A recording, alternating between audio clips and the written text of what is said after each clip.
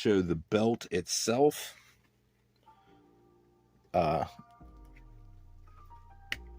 It's just a military issue pistol belt that I bought an aftermarket thing from Condor that slips over it. So this is all Velcro, and it is just like a sheath that goes over this belt. Now this sheath has all this Molle, M-O-L-L-E, compatible loop system here on the outside of it. That is how all my pouches and shit are attached, is through that Molle system. Now on the inside, these are just comfort spots.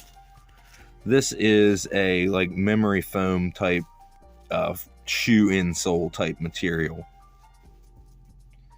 and that's just for padding and a little bit of extra comfort when you're carrying your gear. And this, the suspenders, this is how they hook.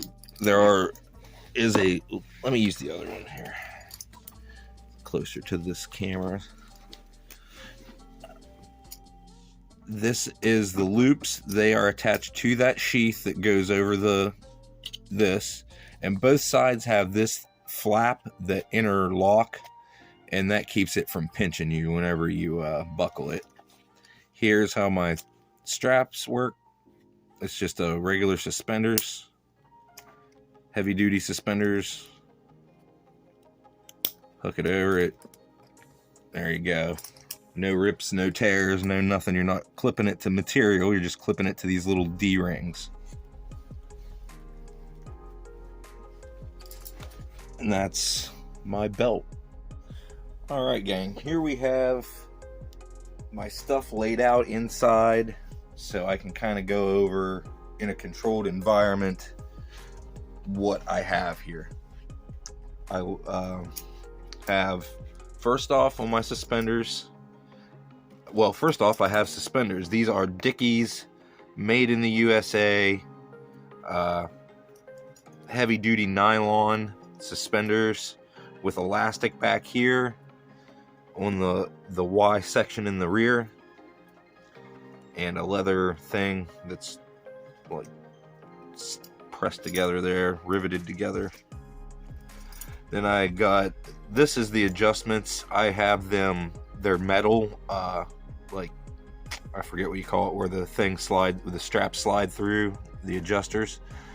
I have them taped with hockey tape to keep it from like stabbing me in the side of my neck and stuff. That's kind of the drawback on these, but they're sturdy and strong. So on the suspenders, I have my first aid kit on the back, and I have my tourniquet on the front. So my idea there is, if something horrible happens and I need a tourniquet immediately, I have it here in front of me, so I can get to it one-handed.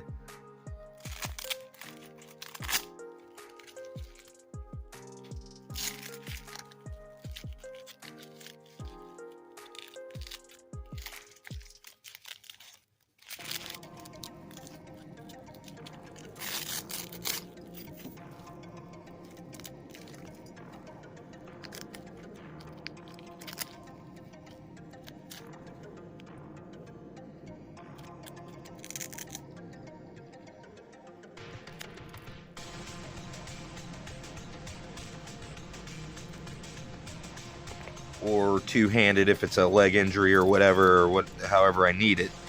But yeah, I have it in a location where I can get to it pretty quickly, and people can see it on me if I'm unconscious or whatever, and it needs to be applied to me that way or whatever. Then on the back, I have my first aid kit that's on the lower portion of my suspenders,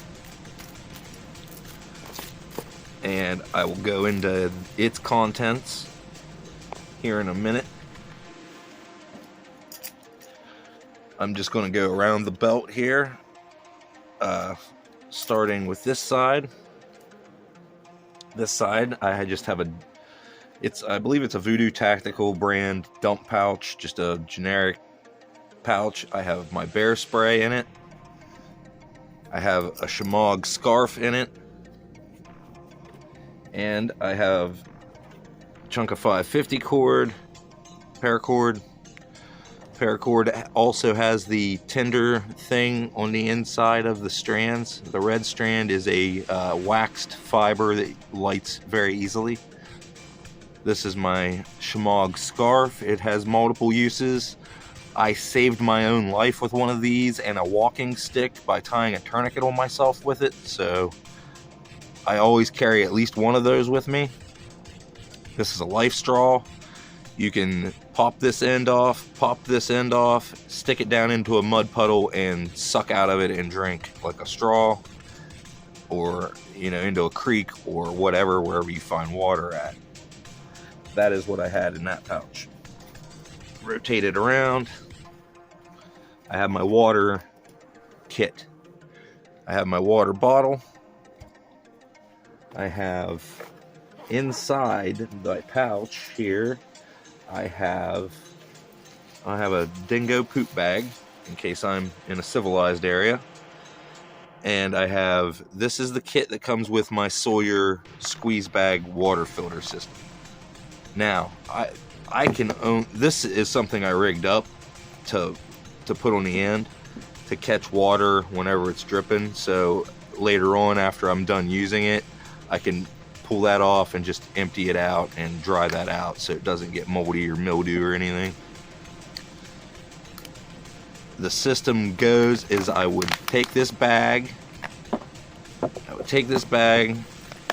and I would put it underwater and collect water however I can get water into this bag, right?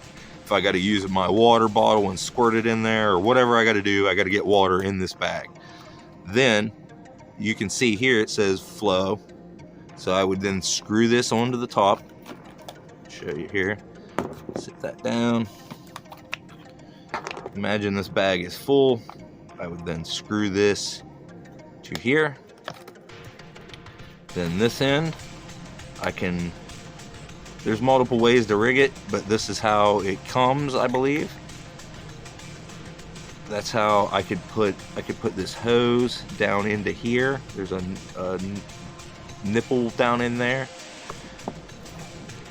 But this makes it just like a squirt bottle, right? So I would then take this inflated with water, and I would take my water bottle, sit it down with the lid off, and I would roll this down, squeezing the water through this filter. That's how that operates. I will flip it to this side at the moment to get into this pouch. This pouch is just a Maxpedition pouch. Well, first I'll do this one. This is also a Maxpedition pouch. This is a roly-poly dump pouch. You unvelcro it. It opens up into a bag. Like I could fit all that stuff in there. Like it's a nice sized bag, right? Get all that in there. I could even stuff my water filter bag in there. Like it's a nice pouch. So for foraging or whatever. That's what that is. And it rolls up if I'm not using it, and has a drain hole in the bottom, so if any water gets in there, or if I'm crossing a stream and it gets wet, that's what I got there. So we got that. Here we have my other bag, my other pouch, and inside it I have some bug spray that I usually don't put this on my skin, but I will put it on my clothes, on my hat, sometimes a bandana, and then tie the bandana around my neck, and that will keep bugs out of your face. And I'll spray it on my ankles, on my shoes and socks and stuff. Another chunk of 550 cord. You can't have enough of this with you, in my opinion. I mean, you can definitely have, you ain't gonna want to carry a bunch, but this is a signaling mirror. Like, you don't want to carry 1,000 yards of it or anything, but a few hundred feet is no problem. This is what we call Ranger rubber bands. That is also what I have securing the Velcro patch onto my suspenders here with my tourniquet. The rig that I have here, just so I don't forget, that made me realize. This is Velcro, obviously the opposite kind of Velcro. Then I have a crisscrossed Ranger rubber band holding that so it can slide, but it won't come off. That's how that is. And then go. Open here, I have some fire sticks, waterproof fire sticks that is just resinous sawdust or something all compressed together. I'm not sure quite what it is. Then I have a folding knife. This is a Case Sodbuster Jr. It's not even a locking one, but it's a good knife for just whittling and stuff. And it's got a nice 90-degree spine that'll strike your fire starter without having your blade exposed and risk cutting you. So I got that. I got this little mini kit that I made out of bank line.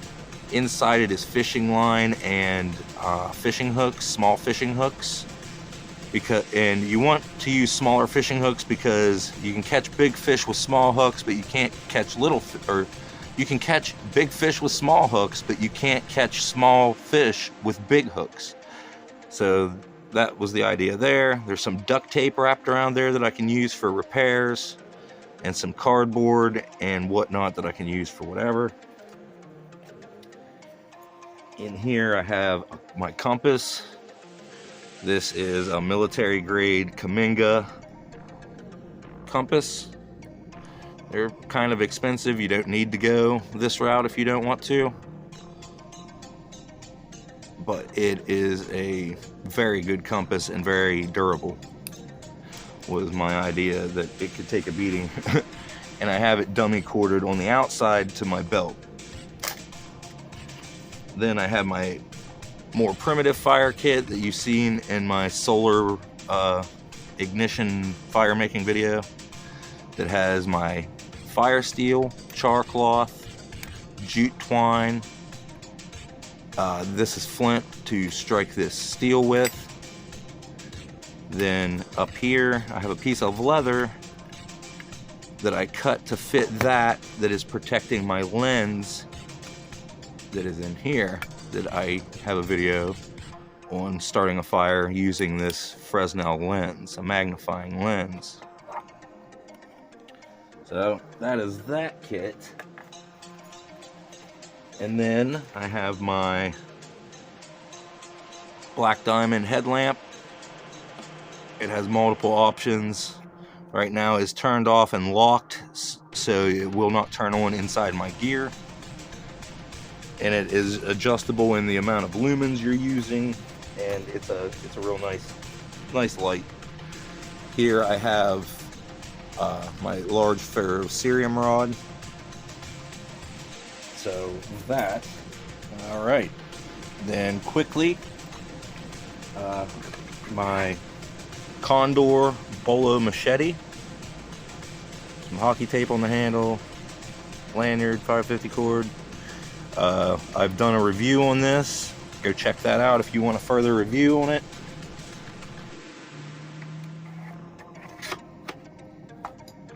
Then we have the first aid bag. Let's open it up and see what we have.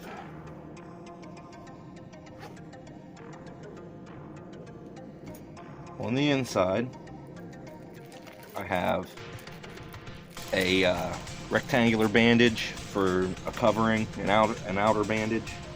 I have some medical tape. I have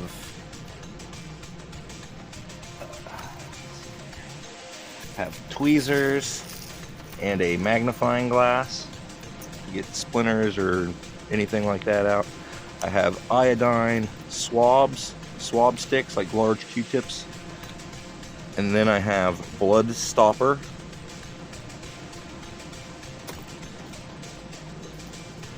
I have a marker to write any instructions or anything I need.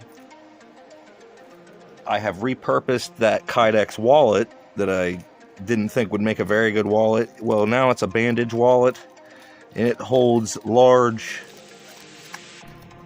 to smaller band-aids. Just band-aids, not anything for a large trauma. Then we have the space blanket, reflective space blanket, which you could also improvise for a shelter if you needed to.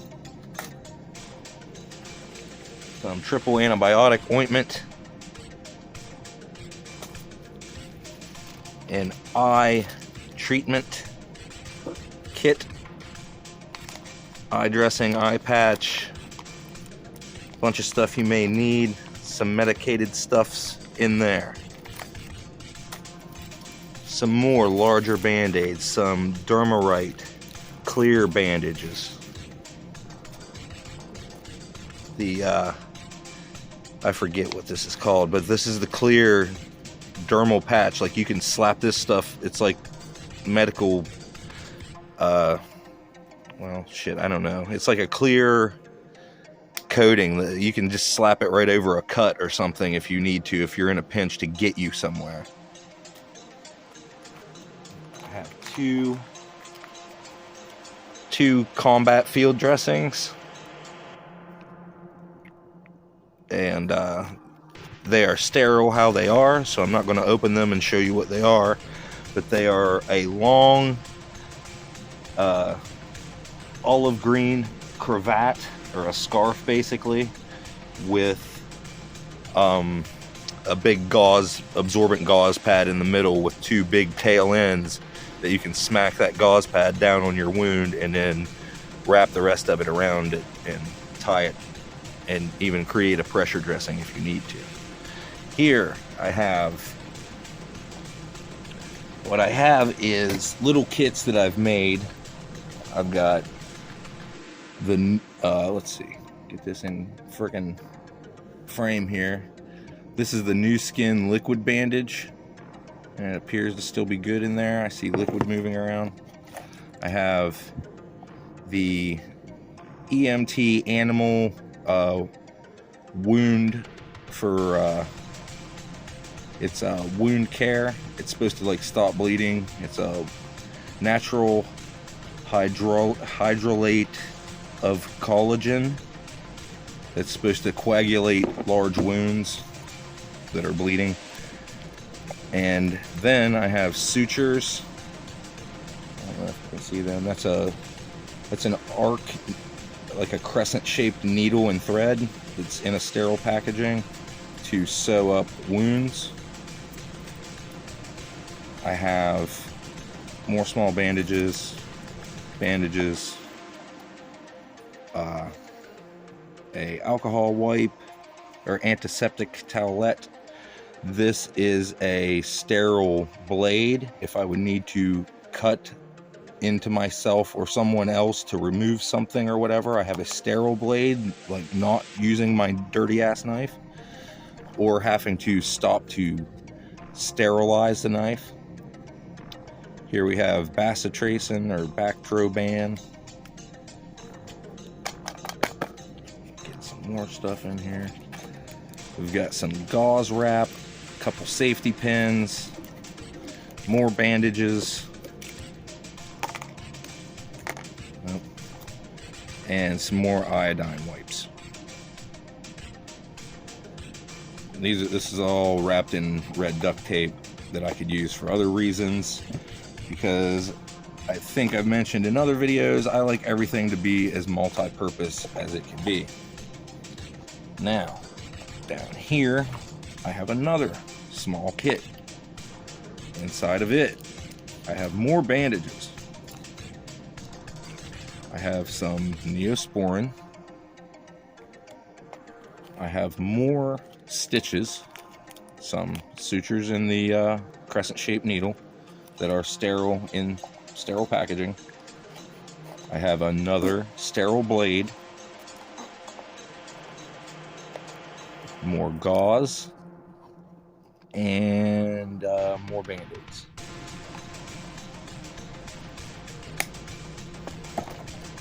And that is what's in my medical kit. And now, gang, into the butt pack. On top, we got the Silky Gone Boy.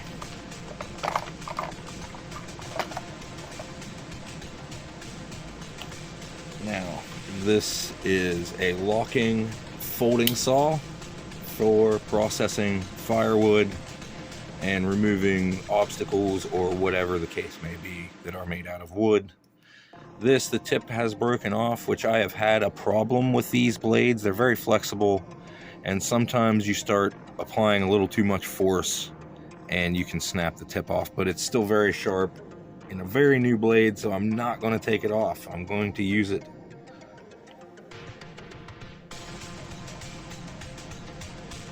So, from that, we move to the contents of the butt pack. First thing I have here,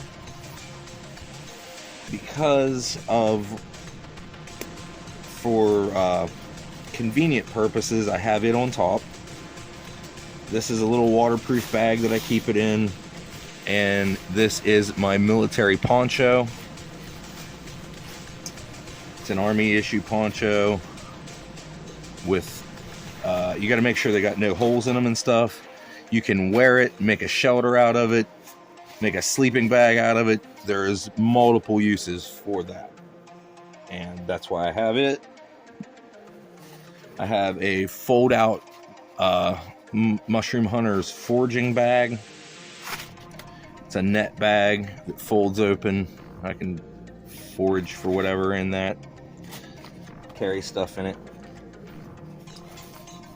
In here, I have my food. Well, I have my food and a little bundle of stuff there, but we'll go over the food first. I have 2 dehydrated meals, a Western style dry soup mix, and a cacciatore dry soup mix that are 100% vegetarian. So I got those. And I've got me a couple trail mix granola bars. They are granola with almonds, raisins, fruits, and nuts, and different things like that. So I got that. In this thing, since it's already out here, I've got a thick, basically a really thick garbage bag that I can use for whatever. Then I have a second garbage bag in a Ziploc bag. In here I have a chem light or a glow stick, whatever you want to call them. You snap them and it's glows. And then that other thing is a candle, a regular candle that you light. For reasons I could, if I were hypothermic or getting close, I could light this candle, put that poncho on with all my other clothes and stuff, as long as those clothes are dry, and put this lit, as long as I can get it lit, under the poncho, like make a tent, like a teepee with me in the middle wearing the poncho, and you can heat yourself pretty well that way and raise your body temperature. And this is a diamond hone for my any of my edged tools, my knife blades, my machete, my anything I got that isn't sharp, that needs to be sharp, I can use this. Now onto this. This is my cook system. I have it in 2 net bags for no real particular reason other than to have extra foraging bags if I would need them, or to hang food from a tree or whatever. Another large chunk of 550 paracord, and inside here I've got wire securing my bush pot. Inside the bush pot, I have extra gear being stored. Oh, I got it wired up so I can flip the lid over here. I have a bright orange vest for signaling purposes. If you notice the trash bag I have also had a second trash bag. It is orange for that reason, for signaling purposes. Inside I have another Shemagh scarf. Now this is, I can cook with this, right? This is a large, I believe it's 2 quarts, maybe, no, actually it may be 3 quarts. It's a, I believe it is a 3-quart bush pot, and that I made out of a stainless pot that I had acquired somewhere. Then I have another stainless steel pot that is, I can fit 1 cup in. So I can measure with this if I need to. I can use it to drink out of. I can do multiple things with this. Inside of that, just because it's a convenient storage space, I've got a preset ridge line for setting up my tarp as a shelter, or for setting up that poncho as a shelter. And then inside this little thing, I've got a fire kit that I've made that I'll have to do a video on how I make these. And it's got an old lighter that I've cut off and took an old junk guitar pick and then glued to the bottom to glue all the components in so I can still spark it. And then I've got jute twine and char cloth inside there. And this is a waterproof container. That's why I have that. Another little mini fire kit. Those are all what's in my little cup inside of a cup, or mini pot inside of a larger pot. Alright gang, this is the EDC pocket dump portion of the video.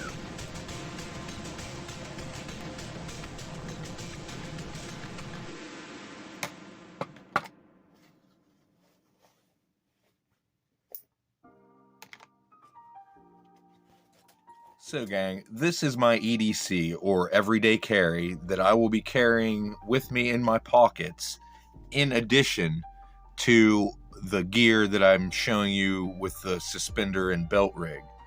Now, this is my Leatherman Wave Plus. It has 2 knife blades, 1 serrated here,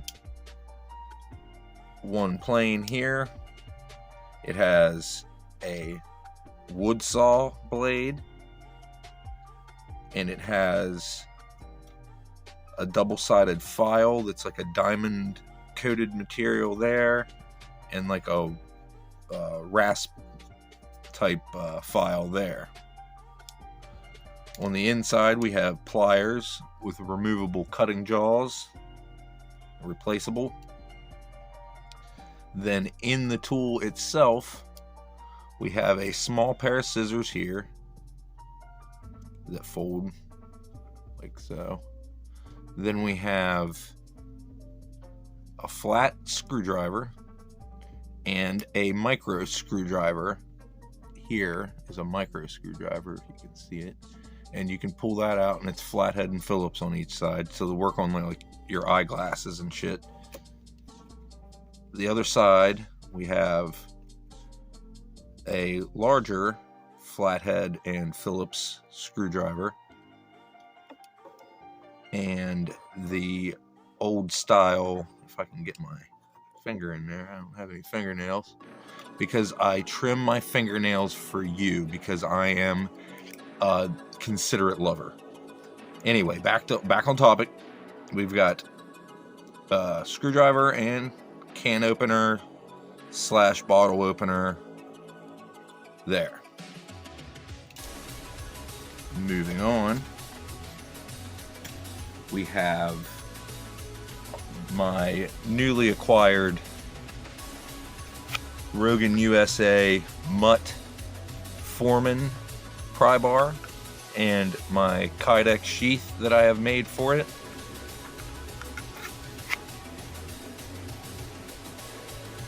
And that is for any prying or abusive tasks that I would not want to use my everyday carry fixed blade, which is a Battle Horse Knives jump jack. It's made here in Ohio, and that's part of the reason I bought it, was because it was a local knife maker in Ohio. Then I have, this is very important to me. I use this a lot along with my multi-tool. My multi-tool, and honestly starting now, like this pry bar a decent amount. Those are my most used items. Because for the most part, this has a cutting blade that I'm willing to not really sacrifice, but I'm willing to be a little rougher on the edge of these blades than I am on this fixed blade. This is more of my bushcraft knife, and sometimes if I'm just going to the store or something, I won't have this with me. This is for outdoor activities for the most part. If I'm just going to the store or going out messing around, not really planning on doing a whole lot, I will just have these items with me that I'm about to show you. The flashlight is a Streamlight Micro Stream that I have hooked a large rubber O-ring on, so I can get it out of my pocket easier. I can do things. I can pull this ring over my finger, and then be able to pick up other items, and do stuff that way. So got that. Got my keys, which I started experimenting with G10 to make this type of thing with my keys in it, and that kind of keeps them all in one modular place rather than this. So I want to make another one to put all these ones in. This is my wallet. It's a Kydex wallet. I want to start making these too. And the keys, my keys have, this is called a Rescue Me. It has a blade in here, and inside here there is a spring-loaded punch that you can bust your car window out with. This is a ferrocerium rod and a striker. Not going to strike it here. That's my car key, and just a little carabiner that holds all this shit together. These are the keys that I will have with me because of the other various keys I have on there. So, and sometimes I will have a set of wireless headphones, rechargeables. Also, that's what I wanted to point out with this flashlight. This is a rechargeable flashlight. There. It's got the older USB port, the micro USB. So that, I want to find a newer one that has a better charging option for the style of charger, but it works pretty well. It holds a charge for a long time, like weeks. I don't charge this thing, and I use it a decent amount if I'm outside messing around in the low light or if I'm working on something. All right, gang, that was a long ass video, and if you're still with me, I'm gonna leave you like I always do, with a rip and a sip.